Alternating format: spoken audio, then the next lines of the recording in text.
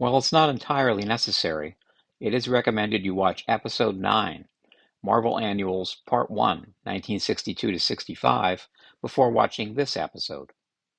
Thank you, the management.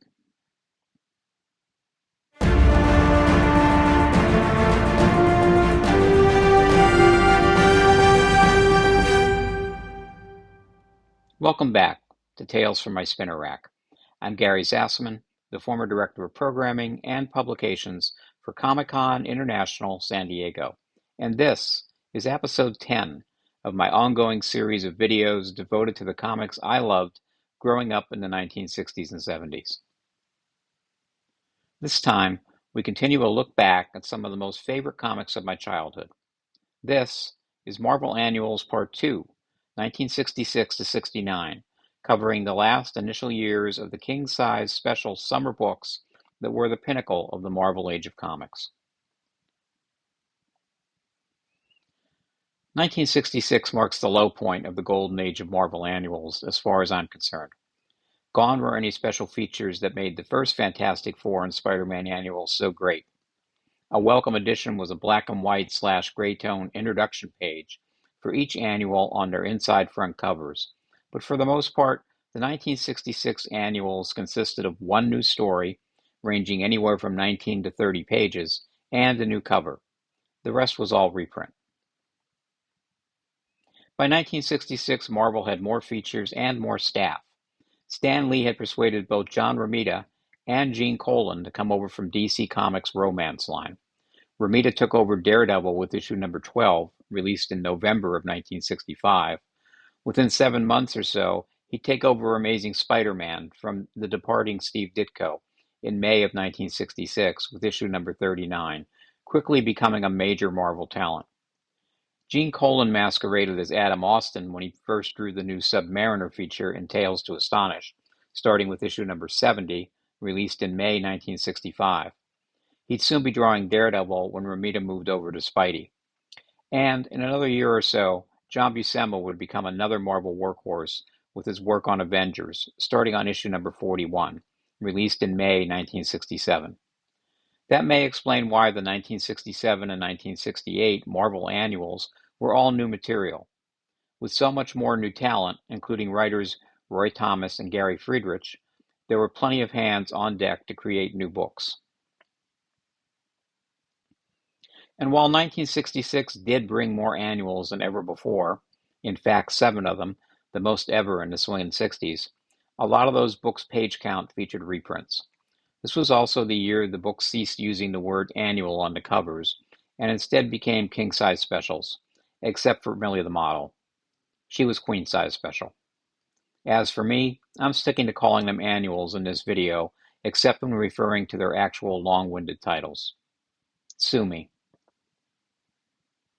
The 1966 annual season started with Millie the Model Queen-Size Special number 5, which was released on June 9, 1966. According to the cover, it's all reprints. Here they are, the full-length, fun-filled Millie stories you asked for, exactly as they first appeared. And the gang's all here, your favorite model's fabulous friends, Chili, Tony, Clicker, Agnes, and Mr. Hanover, all in this merry mixture of glamour, drama, and excitement. Wow, how could you resist? Evidently I could, because I don't own this one. I will mention that I was 11 years old on June 9, 1966, and my birthday present from Marvel was Sergeant Fury and his Howling Commandos King-Size Special number 2, which was also released on that day. It featured the 24-page story A Day of Thunder, with Fury and the Howlers embroiled in the decisive World War II battle known as D-Day. This is where I got my first look at those spiffy inside front cover gray tone contents pages. I'm not sure if the Millie the Model annual had one of those. I think she's probably a bit too elegant to be seen in drab old black and white. Personally, I love this page with that portrait of Nick Fury, and I think they're another nice addition to the annuals. This story was written by Roy Thomas, who had joined the Marvel staff in 1965, and drawn by Dick Ayers, the regular and pretty much only Sergeant Fury artist after Jack Kirby, who had a run on the series that rivaled Kirby's run on Fantastic Four, with pencils starting with issue number 8 and pretty much continuing to issue number 120, the last original story. While he was definitely suited for war and Western books, Ayer's depiction of the D-Day invasion was reduced to one panel and very underwhelming. Kirby would have drawn a 2-page spread for this, no doubt. Ach du Himmel, indeed. The annual was rounded out by reprints of Sergeant Fury number 11, The Crackdown of Captain Flint, and The Origin of S.H.I.E.L.D. from Strange Tales number 135. The 1966 Marvel Annuals continued on June 30th with the release of the Marvel Superheroes King-Size Special number 1, which was an all-reprint affair, including Daredevil number 1, Avengers number 2, and a story from Marvel Mystery Comics number 8 from the Golden Age of Comics featuring Submariner battling the Human Torch, and Stan Lee's first published story, a 2-page text piece from Captain America 3, also from the Golden Age, titled Captain America Foils the Traitor's Revenge. I'm not sure what inspired this new annual. I believe Marvel and DC jointly own the trademark on the word superhero, but I'm uncertain if it dates back as far as 1966. Maybe it was just Martin Goodman telling Stan Lee to get that title in print somewhere fast. It would eventually become the new title of Fantasy Masterpieces, a 25-cent reprint title that included a lot of Golden Age Cap, Torch, and Subby reprints. When it introduced Marvel's Captain Marvel in October 1967, the book debuted the new title and continued as a kind of tryout book through issue number 20, after which it once again became a reprint title. The Mighty Thor King-Size Special number 2 was also released on June 30th, once again accompanied by a black and white contents page on the inside front cover. One bonus with the addition of this page: the indicia was moved onto it from the splash page, thus giving that page more space for art, and Kirby certainly took advantage of it with this great Odin-esque full pager, the beginning of the longest story of any 1966 Marvel annual, the 30-page If Asgard Falls. The story featured one of my favorite Kirby Thor villains, the Destroyer, a character who made it into the first Thor MCU movie pretty much as pure Kirby. Also along for the ride, these guys, the Warriors 3, Fandral, Hogan, and Volstagg. The book was rounded out by reprints from Journey into Mystery number 96, Defying the Magic of Mad Merlin, and number 103, Menaced by the Enchantress and the Executioner. On a more personal note, we somehow missed this book when it first appeared, or probably didn't appear, on our local newsstand. I remember being overly excited and yelling for my poor brother, who once again probably thought I was being beaten up or kidnapped, when I found a coverless copy in a used bookstore on the boardwalk in Atlantic City, New Jersey, while we were on vacation. That copy, sans cover, was the only one we had for a number of years. The Marvel Annuals took off the month of July in 1966, but came roaring back on August 2nd with the release of the summer's two biggest books, for me at least. Amazing Spider-Man King-Size Special number 3, which appeared between issues number 41 and 42 of Spidey's regular title, very early in John Romita's run, and Fantastic Four King-Size Special number 4, but more on that in a minute. The Spidey Annual featured a new 21-page story, To Become an Avenger, in which old Webhead tried to join up with the super team, much like he tried with the Fantastic Four early in his career, like Amazing Spider-Man number 1 early. The story was written by Stan Lee with layouts by John Romita, still getting his feet wet with Spidey, and pencils by Don Heck and inks by Mickey DeMeo, who's really Mike Esposito. This book also reprinted Amazing Spider-Man's number 11 and 12, featuring Turning Point, The Return of Dr. Octopus, and Unmasked by Dr. Octopus, which was Spidey's first two-parter. Fantastic Four King-Size Special number 4, released between issues number 56 and 57 of the monthly title, finished out the summer of '66 with a story featuring the return of the original Human Torch. This was kind of a giant FU to Torch creator Carl Burgess, who at the time was making some noise about suing Marvel for the copyright on his original character. The 19-page story, The Torch That Was, is by Stan Lee and Jack Kirby, with Joe Sinnott making his inking debut on a Marvel annual. The story pitted the original Torch against the Johnny Storm version in spectacular Kirby Sinnott fashion. And, oh yeah, the Mad Thinker is behind it all. The story also introduced Quasimodo, a kind of living computer. Yep, it's AI again, who would also feature in the FF's 1967 annual. And it also introduced Wyatt Wingfoot and the Inhumans' giant lovable dog, Lockjaw, to FF annual duty. I mean, come on. Who doesn't love Lockjaw? One interesting side note to the 1966 annuals: the earlier ones, Millie, Thor, and Marvel Superheroes, all have a box with 1966 on the covers, plus a separate 25-cent box. Their corner boxes read "More pages, more thrills," with Millie replacing those thrills with more glamour. The more pages part of it is a bit of a fib, since both the Thor and Marvel Superheroes books are 64 pages, not the traditional 72-page count. So while there may indeed be more thrills, there were 8 pages less. Both the Thor and Marvel Superhero ones also have a month on their covers, added in what appears to be last-minute awkward places. The later releases, Spidey and the FF, both have 72 big pages in their corner boxes, but now have the month consolidated into the corner box in what will become the traditional Marvel trade dress for the rest of the decade. I'm not sure why the months were added. Maybe listing a book as just 1966 on the cover was confusing for retailers and distributors, and the month told them how long each annual was to be displayed and subsequently returned. There was one late addition to the 1966 Marvel annuals that appeared on the stands on December 2nd. Patsy Walker's Fashion Parade Special Queen Size Annual Number 1. And yes, they did use the word annual on the cover again. I'm not sure why this straggler showed up in the holiday season. Maybe Patsy was always late for everything.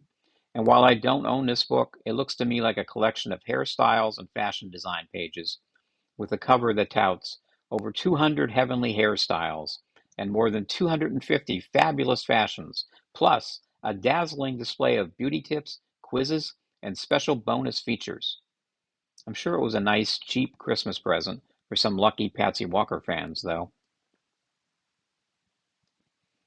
1967's annual season saw 2 big changes. Gone from all the covers was a blurb, which appeared in 1962 through 1966's annual releases, either across the top of the book or in the corner boxes, touting 72 big pages.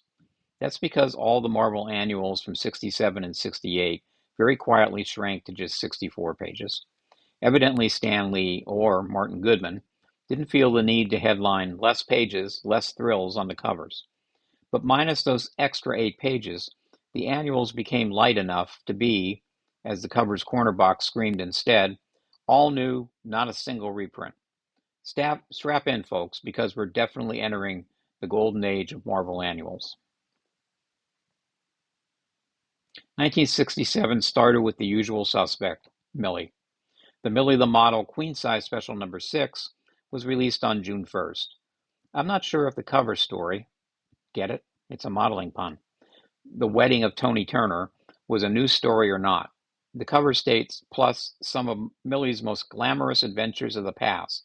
So it could be a new one, and it is written by Gary Friedrich, whose Marvel career was still relatively new.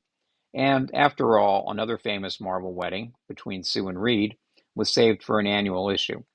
But Millie's corner box states twice as many pages, twice as many thrills, whereas all the other 67 annuals say the aforementioned all new, not a single reprint. So I'm guessing this Millie annual is once again all reprint. Also out on June 1st, 1967, Sergeant Fury and his Howling Commandos King Size Special Number 3, which updated the Howlers to circa 1967 action with the all-new story Vietnam, the Valor and the Victory, written by Gary Friedrich, who would write most of Fury's wartime adventures from here on in, and drawn, as usual, by Dick Ayers. Also back were the grayscale inside front covers on all the 68 annuals, although the indicia moved back onto the splash page. This was a 43-page epic in which both the SHIELD helicarrier and President Lyndon Johnson made an appearance. This issue also featured a 10-page shell-shock scrapbook featuring pinups of the various Holler cast members, including this one, a double-page widescreen view of everybody's favorite fighting fanatics landing in Vietnam. Next up in the summer of '67 was the first ever Daredevil King Size Special #1, released on June 29th, which puts it smack dab in between DD's regular issues number 34 and 35, making Old Hornhead a bit of a latecomer when it came to the annual scene.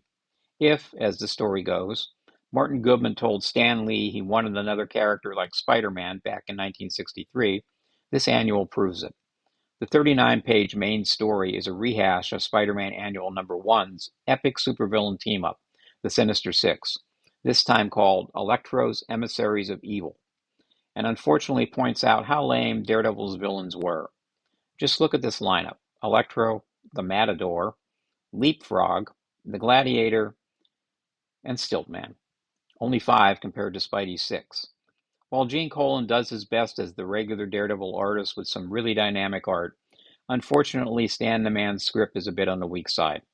Other features in this all-new annual include a 2-page Inside Daredevil feature that is fortunately not literal, a 1-page blueprint for an all-purpose Billy Club explanation of Dee Dee's wonderful weapon, 8 pages of pinups including 4 featuring Daredevil villains, including Leapfrog, and At the Stroke of Midnight, yet another funny tale on how Stan and Gene create a Daredevil story, something which had become a Marvel annual staple by this point, and which points out that maybe Stan was letting his artists do all the heavy lifting, plot-wise.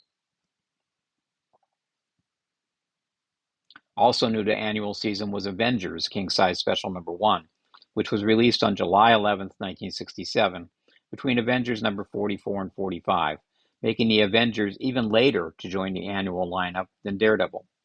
This 49-page epic was titled The Monstrous Master Plan of the Mandarin.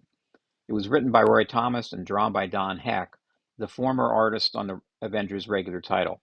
John Buscema had taken over the title with issue number 41 and supplied the cover to this annual. The story was billed on the cover as the biggest continuous epic ever in this, the Marvel Age of Comics. It also included 5 pages of pinups, including the Avengers women, Black Widow, the Wasp, and the Scarlet Witch, and a great Avengers Then and Now piece by Don Heck, whose work on this title is very underrated in my humble opinion. It also featured the cutaway we clamored for, Avengers Mansion, undoubtedly supplied by Tony Stark himself. Save for future reference, kids. Finally, on August 1st, the big two, the annuals we were waiting for, were released. First up was Amazing Spider-Man King Size Special #4, which lies between Spidey 52 and 53, and features the 41-page story The Web and the Flame, which showcases the ongoing friendship/rivalry of the Human Torch and Spider-Man as they battle and brawl from coast to coast. Stan rather cruelly keeps the artist, his brother Larry Lieber, off the credits at the beginning of the story, only to unveil it rather unceremoniously in the middle of a pinup on the final pages of the annual. Lieber worked year-round on both Spidey annuals #4 and 5, in between his Marvel Western Comics work. This annual also includes a 2-page What the Well-Dressed Spider-Man Will Wear feature, along with a 2-page Spidey's Greatest Talent one, which focuses on his ability to stick to stuff.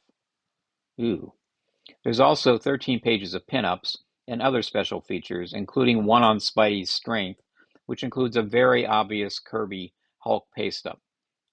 Some of these appear to be at least by John Romita, especially this 2-page spread showcasing Webhead's favorite foes, even if the Sandman figure is also a Kirby paste-up from the Fantastic Four.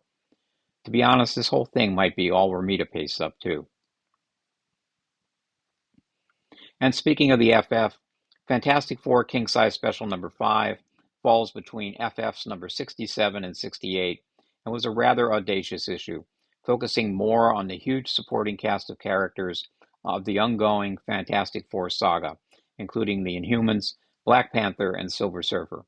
The 30-page lead story, Divide and Conquer, contains the announcement of Sue Storm's pregnancy and then has the Thing and Torch go off on an adventure with the Inhumans and Black Panther as they battle one of Jack Kirby's most ornate villains, Psycho Man. There's also the ubiquitous 3-page This Is a Plot humorous story featuring a plotting session between Stan and Jack, yes, again, And to round out the issue, a 12-page Silver Surfer solo story, The Peerless Power of the Silver Surfer, featuring Quasimodo, still hanging around since 1966's FF Annual number 4, plus 10 pages of pinups, including one each for the Inhumans. My fave is this one of Triton, and a great 2-page spread featuring a Fantastic Four on their Airjet cycle, another kooky Kirby contraption in which Stan did some much-needed Kirby ass-kissing. Jack, you're still the greatest, sentimental Stan, so reads a billboard in the background. All of this is, of course, by Stan Lee and Jack Kirby, inked by Joe Sinnott, and it's one of my all-time favorite Marvel annuals. It must have been an incredible day to walk into my local newsstand and discover both the Spidey and FF annuals waiting for me. I hope I brought enough money. This was 50 cents extra for the two of them, not to mention whatever else came out that day. 1968 is the last great year of the Marvel annuals, in my humble opinion. It was the end of a 7-year run of truly special comic books, which topped off the summer for someone of my particular age. I aged from 7 to 13 years old in the years 1962, when the Marvel annuals started, through 1968, and in that time I became a seasoned Marvel Comics fan, haunting my hometown newsstands twice a week, if not more, for new comics. The Marvel annuals of 1968 were once again 64 pages, with the corner boxes proclaiming twice as many pages, twice as many thrills, even for Millie the Model. It was technically correct. 64 pages was twice the size of a regular 32-page comic book at the time. For the most part, each annual contained just one long story. A few of them had special features, like yet another humorous story conference drawn in a cartoony fashion that ranged from 3 to 5 pages in length. At least one of the stories in this year's annuals is an absolute classic. The rest were mildly enjoyable at best and mediocre at worst. 1968's annual season started, as usual, with Millie the Model.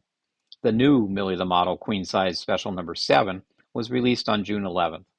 Touted as the new Millie the Model across the top of the cover, I'm not quite sure what was new about her, other than Millie looks hip and mod in the way only middle-aged men who produced comic books in the 1960s could conceive. Although Stan Lee probably had a better idea of what was hip compared to his distinguished competition over at DC. And hey, Millie, that dress is fab, baby. Totally gear. Sergeant Fury King-Size Special number 4 also appeared on June 11th, and it fell between issues number 45 and 46 of the regular title. John Severin had just joined the squad as first penciler with issue number 44, then inker, and his gritty, detailed style certainly improved Dick Ayer's pencils. This annual featured one 47-page story, The Battle of the Bulge, focusing on the Christmas 1944 campaign that all but ended Nazi Germany. Written by Gary Friedrich and drawn by the aforementioned Ayers and Severin, the story was bookended by modern-day pages featuring Fury and some of the Howlers reminiscing at a holiday celebration about this last huge battle against the Nazis in World War II. There was also a 3-page Gary and Dick Up Front story featuring a look at the duo creating a Fury story. Boy, Stan sure did love these, evidently. Go get those ratsies, Fury.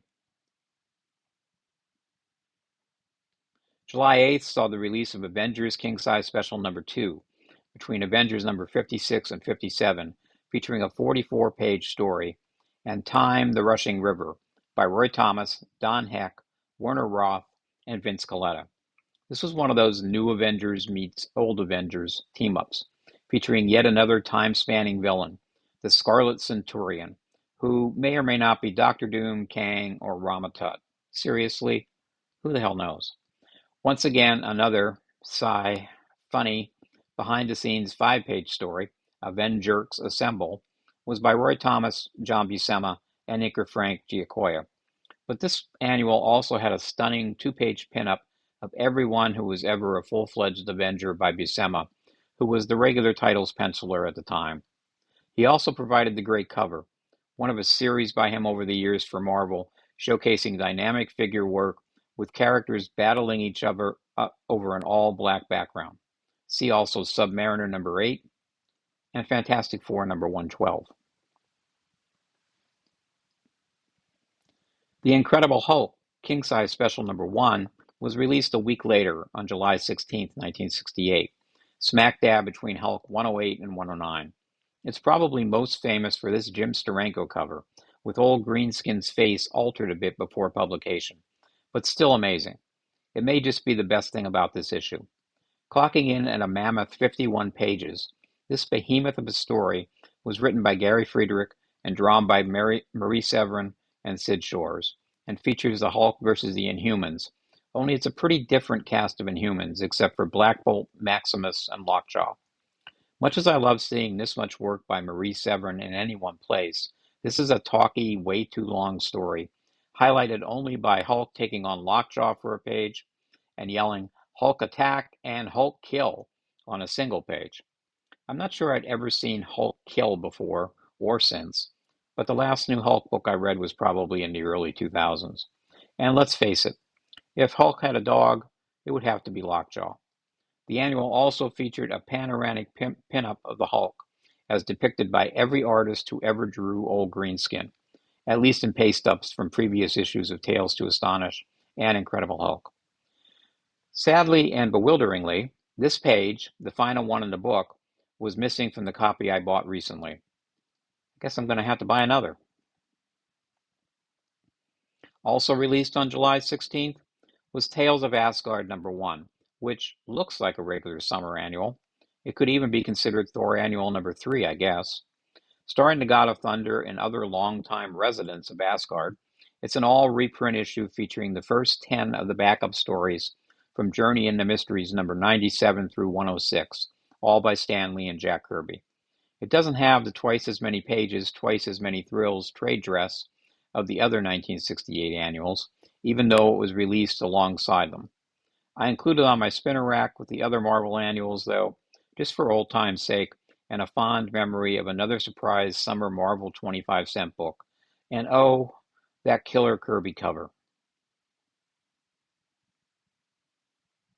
Finally, on August 13th, the Big Two once again made their annual appearances, starting with the release of Amazing Spider-Man King Size Special number 5, between regular Spidey issues 62 and 63. This issue featured the long-awaited introduction of Peter Parker's dead parents, revealed in a flashback story to be spies working for the U.S. government and infiltrating the Red Skull's criminal organization. It's a story phantasmagorically produced by Smilin' Stan Lee and Larapin' Larry Lieber, with inks by Mike Esposito, and featuring jazzy Johnny Romita, chaotic consultant, who did the wonderful psychedelic cover. And it's quite possibly Lieber's best Marvel Comics art. The story itself is ill-informed at worst.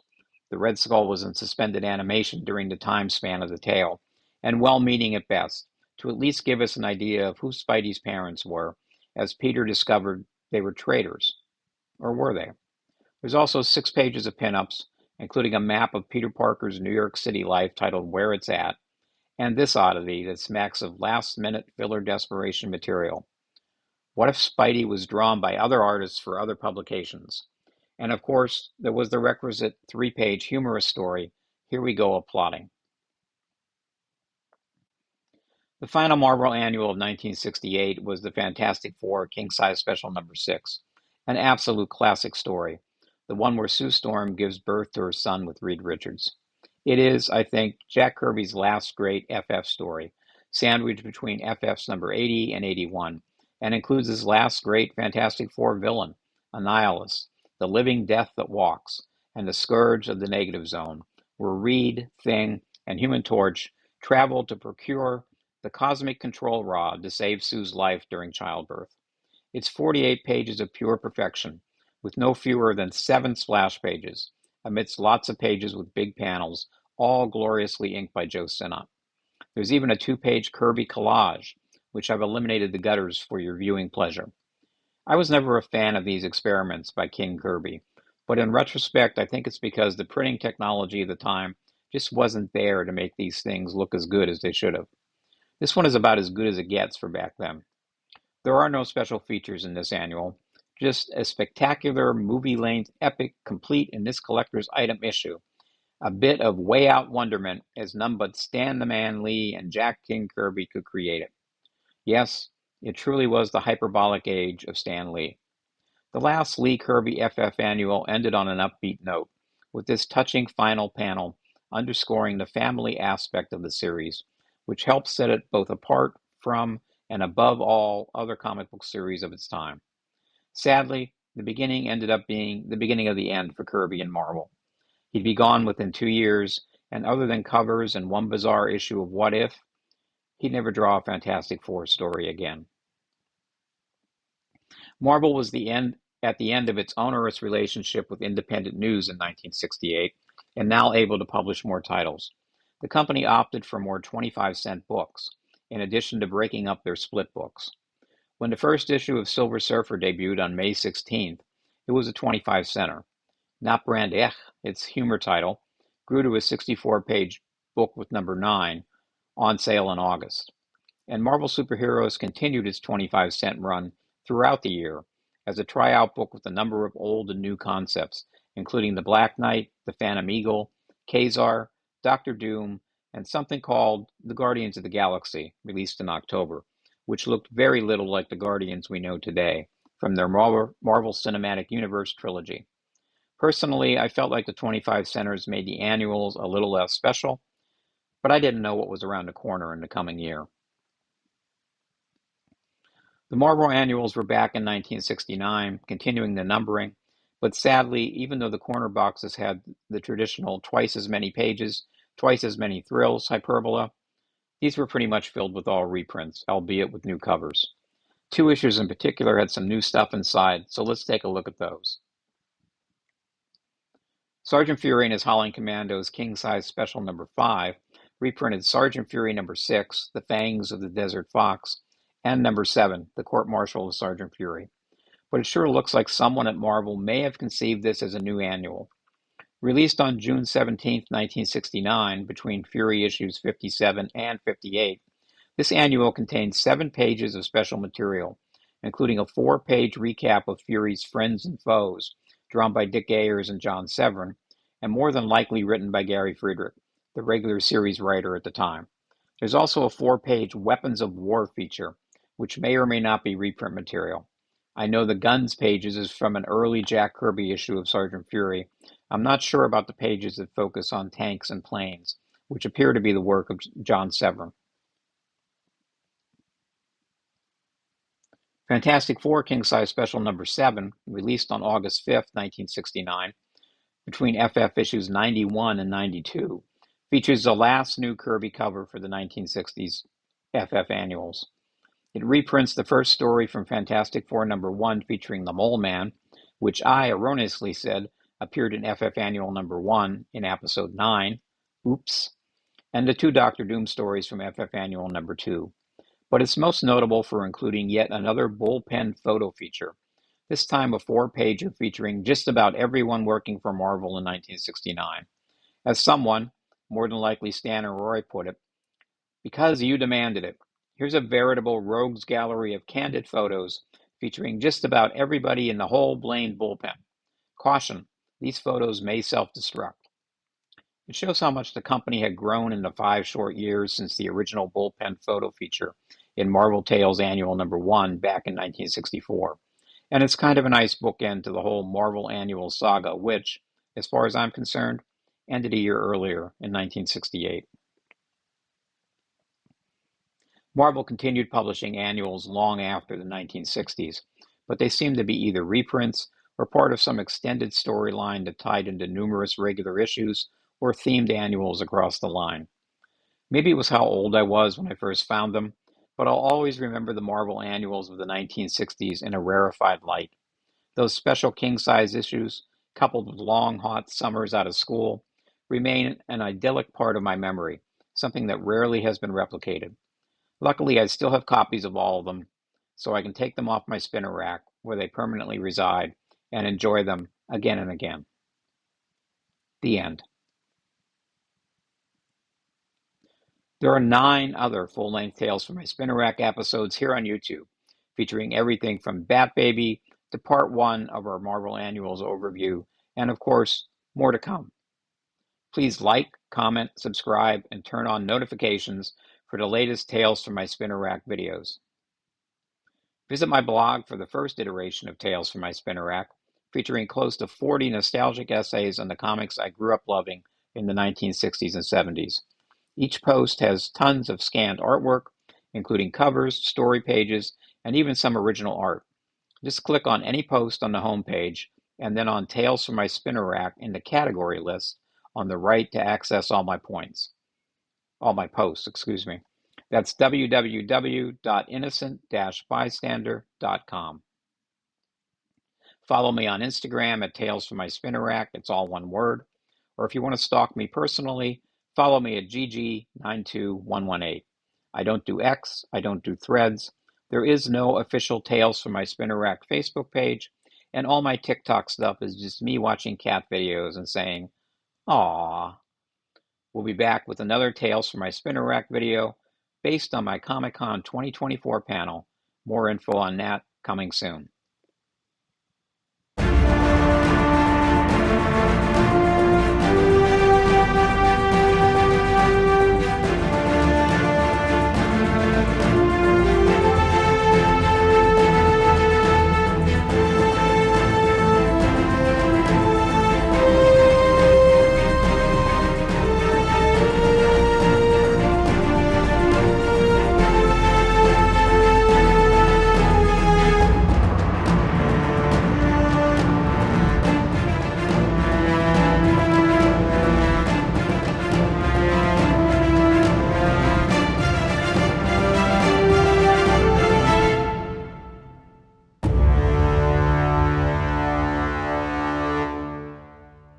Thanks for watching.